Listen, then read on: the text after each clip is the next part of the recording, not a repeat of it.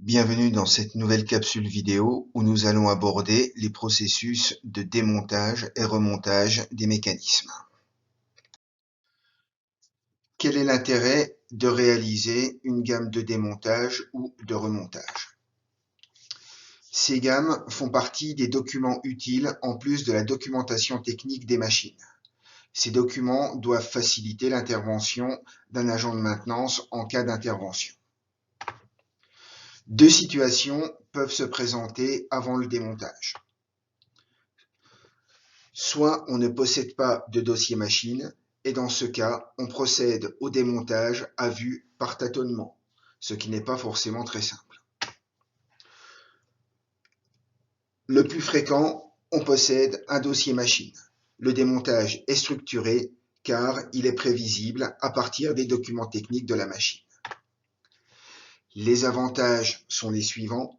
On évite des pertes de temps lors des interventions et on évite surtout les risques de détérioration de certains constituants. Les actions de démontage ou de remontage peuvent se classer en deux catégories. La première concerne le démontage total pour la révision d'une installation. Le second, le plus fréquent, concerne le démontage partiel ou ciblé pour remplacer un élément défectueux ou dans le cadre d'une intervention préventive, ce qui nécessite la dépose d'un minimum de pièces afin de réduire les temps d'intervention. Il est nécessaire de suivre une méthodologie rigoureuse pour préparer la gamme de démontage ou remontage et en organiser les opérations. Tout d'abord, il faut prendre du temps afin d'étudier le dessin d'ensemble fourni dans le dossier technique de la machine. Bien entendu, il faut localiser là où les pièces à démonter, principalement dans le cas d'un démontage partiel. Ensuite, il va falloir rechercher sur le dessin d'ensemble les éléments de liaison, tels que les vis, les goupilles, etc. Afin de minimiser le temps d'intervention, il va être nécessaire de repérer les sous-ensembles indépendants, afin d'établir une gamme de démontage qui soit la plus courte possible. Une fois la gamme de démontage réalisée, nous allons pouvoir procéder au démontage du mécanisme et à ce niveau, il est vraiment important de repérer la position des pièces entre elles au cours du démontage afin de faciliter par la suite le remontage. Et bien entendu, comme nous l'avons vu dans le chapitre sur les outillages, il est impératif d'utiliser les outils appropriés. La gamme de démontage va représenter l'ordre chronologique des opérations à réaliser pour arriver à la pièce à démonter. Deux outils vont être utilisables. Le premier, intitulé filogramme ou graphe de démontage. Le second, le tableau chronologique. Ce sont ces deux outils que nous allons étudier maintenant. Comment construire une gamme de démontage sous forme de filogramme, qui est une représentation graphique et chronologique du processus de démontage ou de remontage. Tout d'abord, nous allons trouver dans la partie supérieure du filogramme la désignation de la pièce ou du sous-ensemble à démonter. Sur des lignes verticales, nous allons repérer chronologiquement les opérations. Une action de démontage sera toujours repérée par une flèche. Dans ce premier exemple, il s'agit de démonter une pièce qui a le repère 46. Cette deuxième illustration illustre la dépose de plusieurs pièces. Ici, le démontage de la pièce numéro 13 entraîne automatiquement la dépose de la pièce 14. Les pièces sont séparées, comme par exemple une vis et une rondelle. On doit laisser un espace pour les pièces non liées entre elles. Dans ce troisième exemple, l'action représente la dépose d'un sous-ensemble. Ici, l'action sur la pièce 9 entraîne automatiquement la dépose des pièces 5, 6, 8 et 12, mais qui restent assemblées entre elles.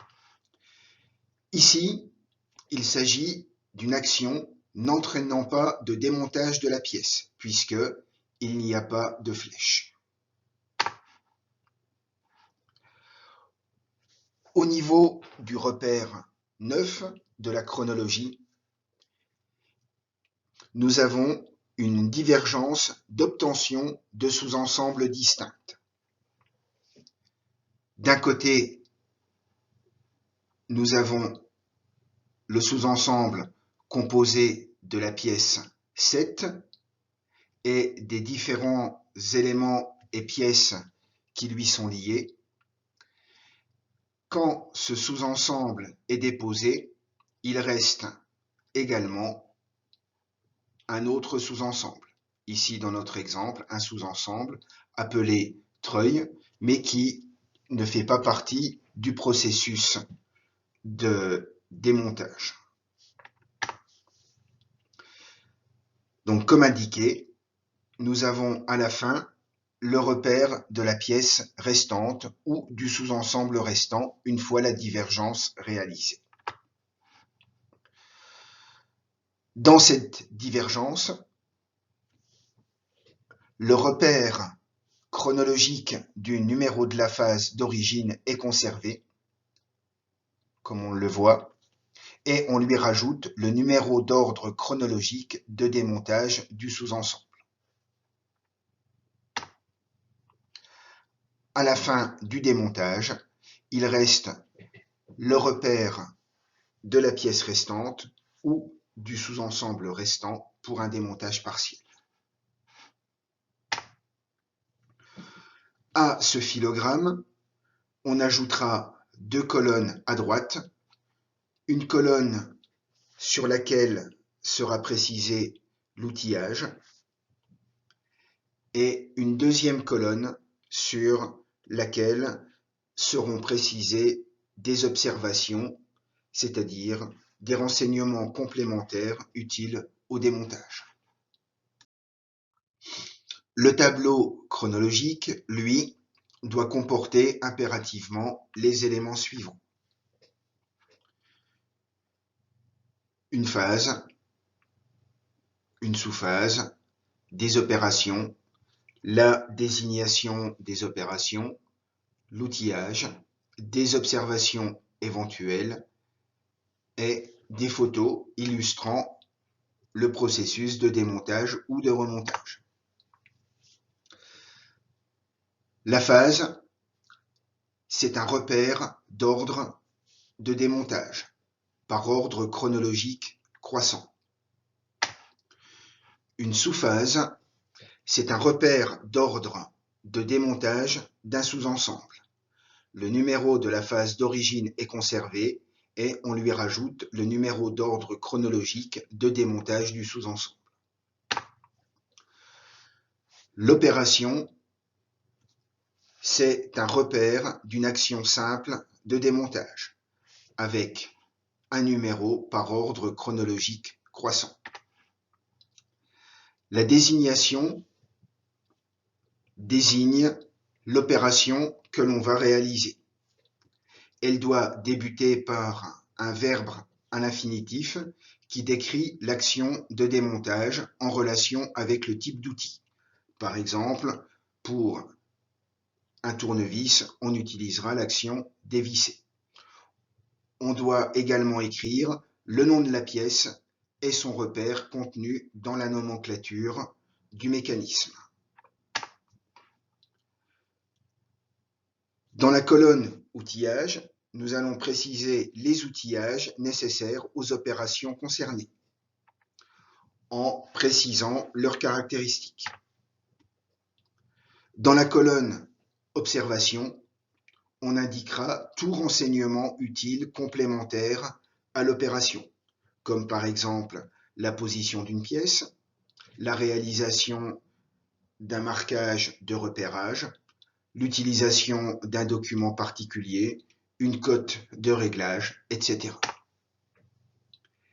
Et dans la colonne photo, pour faciliter l'intervention, pourra être insérée une photo prise lors du démontage qui précisera l'opération à réaliser.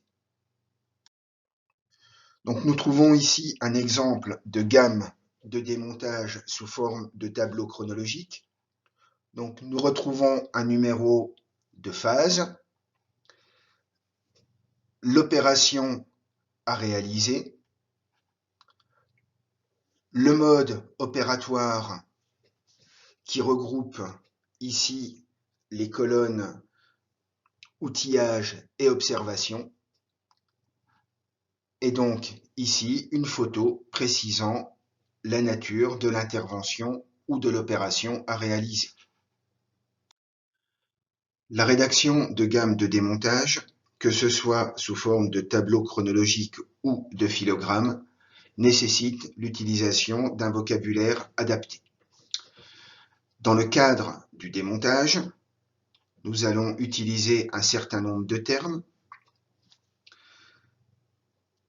La mise en sécurité concernera d'une manière globale la prise de connaissance et l'application des procédures de consignation ou de mise en sécurité des personnes et des biens, le fait d'apposer une pancarte d'arrêt-maintenance, la consignation du système, la purge du système, la neutralisation des mouvements. Cette mise en sécurité ne sera pas détaillée puisqu'elle fera l'objet de procédures complémentaires. Lorsque nous voudrons vider le contenu d'un mécanisme de produits de lubrification usés, tels que des huiles ou des graisses, le verbe vidanger sera utilisé. Nettoyer consiste à ôter des impuretés de façon à permettre l'examen d'éléments ou de sous-ensembles et en faciliter la manipulation. Le verbe repérer consistera à marquer par de légers coups de pointeau la position des éléments entre eux avant le démontage ou la dépose afin d'en faciliter le remontage. Dévisser introduira l'utilisation d'un outil de démontage afin de libérer un élément, généralement un élément fileté tel qu'une vis ou un écrou, sans pour cela le déposer. Chasser consiste à pousser à l'aide d'un outil approprié un élément ou un sous-ensemble hors de son logement.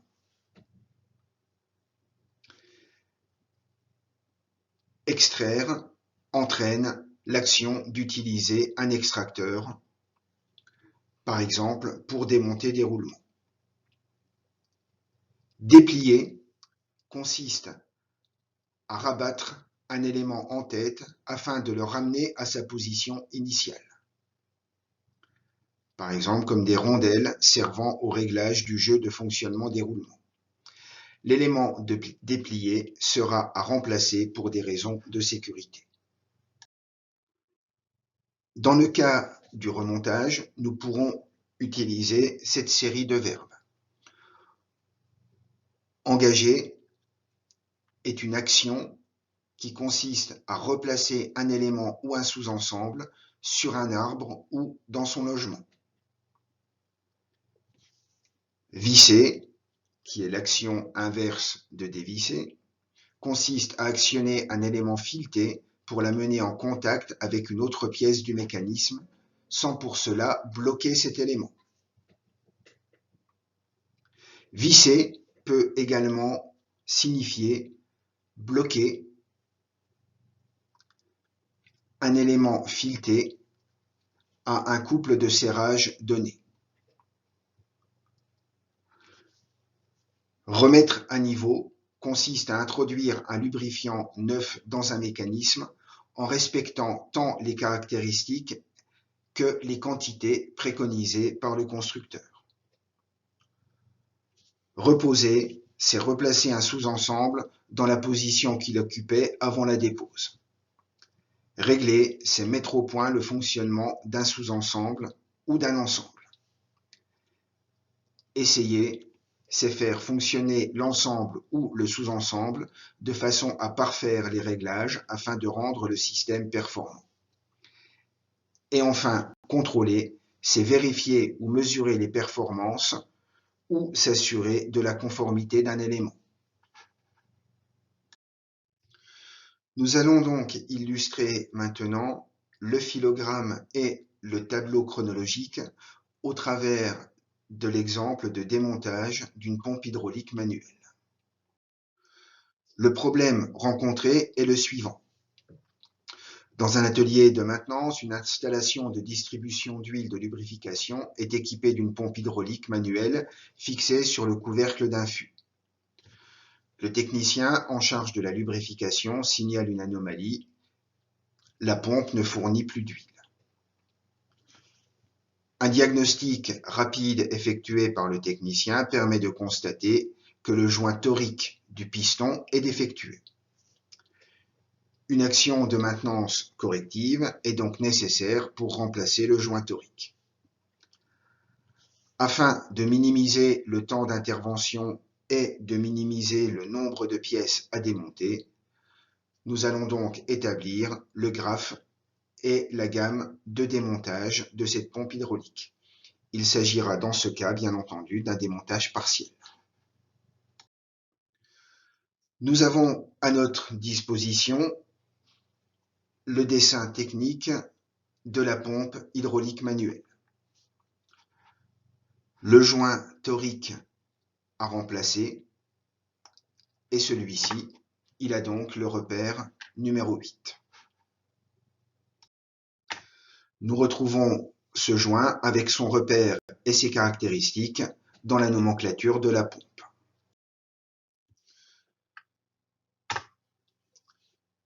Nous allons construire dans un premier temps le filogramme de démontage de la pompe. Nous retrouvons donc le nom de l'ensemble à démonter avec la ligne verticale pour indiquer la chronologie des opérations. Opération numéro 1, il s'agit de démonter avec un tournevis la pièce 18 afin de purger le corps de la pompe.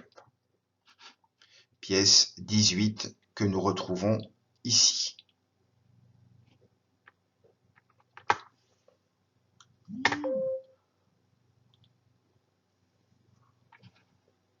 Ensuite, nous allons démonter la pièce repère numéro 12 à l'aide d'un chasse-goupille de diamètre 4 et d'un marteau.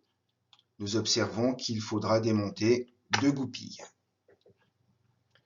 Voici les 2 goupilles repère numéro 12 à démonter.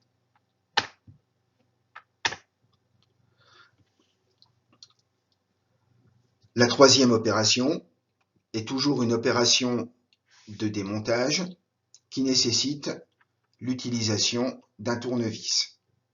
Il s'agit de démonter les 2 vis à tête cylindrique repère 11.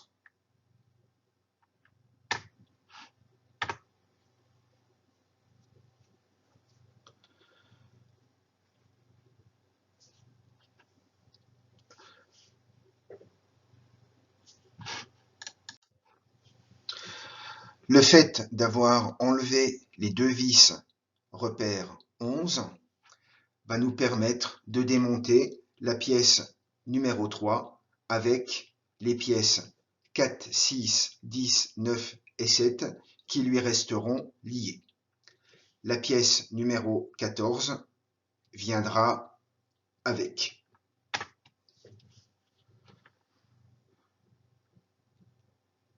Donc nous retrouvons ici toutes les pièces qui vont être démontées ensemble. Il faudra faire attention à la bille numéro 14 lors du démontage.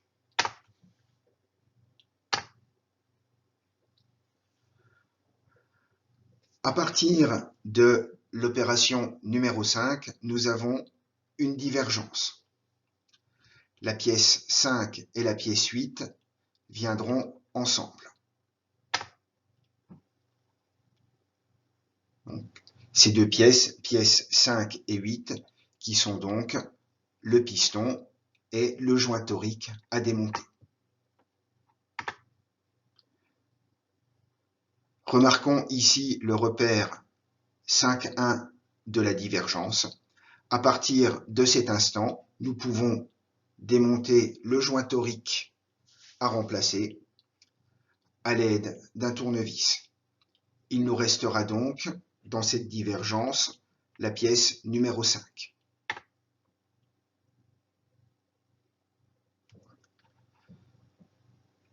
La sixième opération, dans l'ordre chronologique, consistera au démontage de la pièce numéro 15. La pièce 14 viendra avec.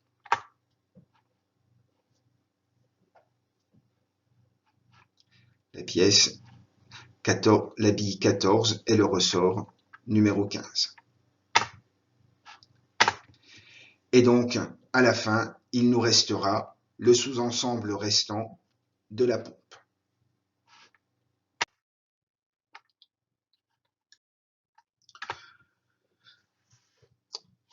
Nous avons établi le filogramme de démontage. Comment construire, à partir de ce filogramme, le tableau chronologique?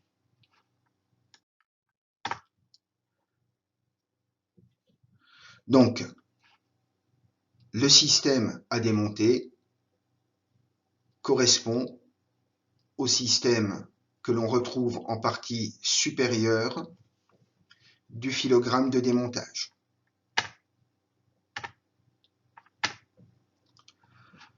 Le numéro de phase correspond au repère d'ordre chronologique du filogramme. La désignation correspond à l'action réalisée lors de l'opération. Il y a correspondance entre les deux colonnes outillage, mais également entre les colonnes observation. Donc nous allons réécrire pour chaque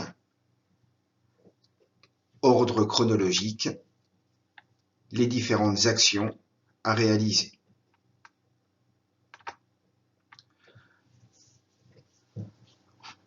À partir de la phase 5 ou du repère chronologique 5, nous avons vu que nous avions une divergence. Cette divergence va se traduire par un repère chronologique dans la colonne sous phase.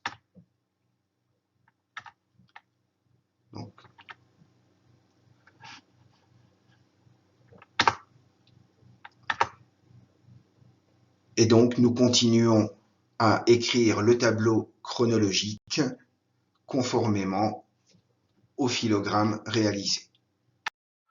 Nous retrouvons donc ici la synthèse des différents éléments entre le filogramme et le tableau chronologique, où nous retrouvons le système, les repères et les ordres de démontage, les actions à réaliser, les outillages à utiliser et les observations éventuelles.